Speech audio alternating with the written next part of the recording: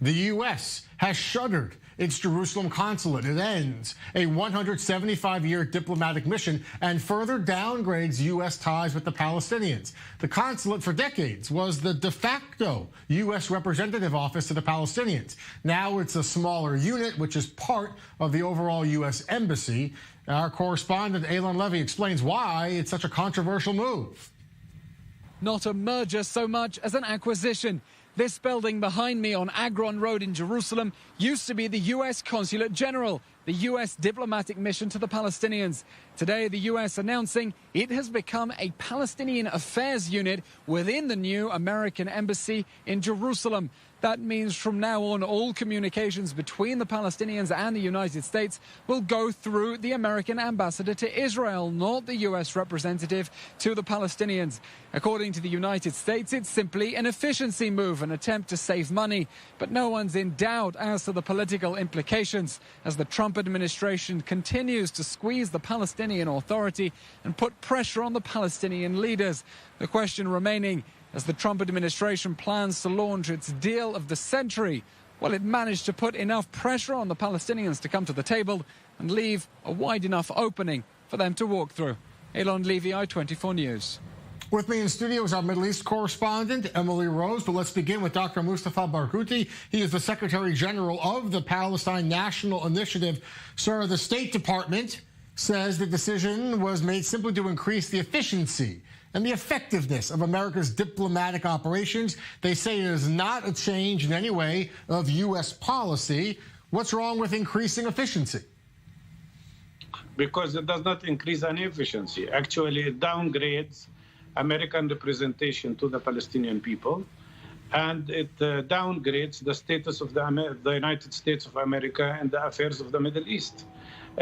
Linking the Jerusalem consulate, which has dealt with Palestinians for over 175 years, changing the status quo that the whole international community agrees about, is nothing but, in my opinion, a violation of international law, a violation of Security Council resolutions, which considers East Jerusalem as a Palestinian occupied territory and will be Palestinian future state. When the United States cuts its relations with the Palestinians, it means the United States is completely and totally biased, not only to Israel, but to the most extreme policies and tendencies in the Israeli policy. On the ground, I mean, what's the impact of this? Does this mean that there's no direct communication at all between the Palestinians and a U.S. representative? There has to be someone in the middle now? I mean, what's the actual impact for the Palestinian people? The actual impact is that the United States of America is cutting its relations with the Palestinian people. We cannot go through the Israeli embassy, through the American embassy in Israel, because we don't recognize that the American embassy in Jerusalem should be recognized. It's a violation of our law and a violation of international law. But more than that, let me remind you that the American Consul General for 175 years was responsible in front of the State Department directly. He was answering to the State Department directly. Now the person in charge of affairs of Palestinians is going to report to the Israeli ambassador, to the American ambassador in Israel. That means the United States is saying to the Palestinians that the West Bank and Gaza Strip and East Jerusalem and all Palestinians are under the sovereignty of Israel. This is unacceptable. It's a violation of international law.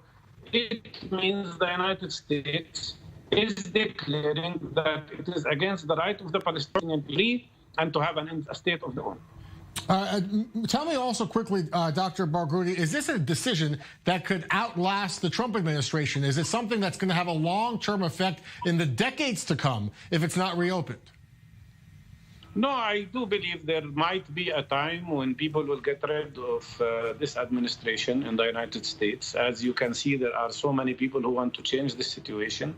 And maybe there will be a wiser administration that will retreat from the decision of moving the embassy to Jerusalem and putting the United States in an isolated position internationally. Yeah. Let me reiterate here that it's only one state, the United States, and one other state that have moved the embassy. Nobody else did it, and nobody else else will do it.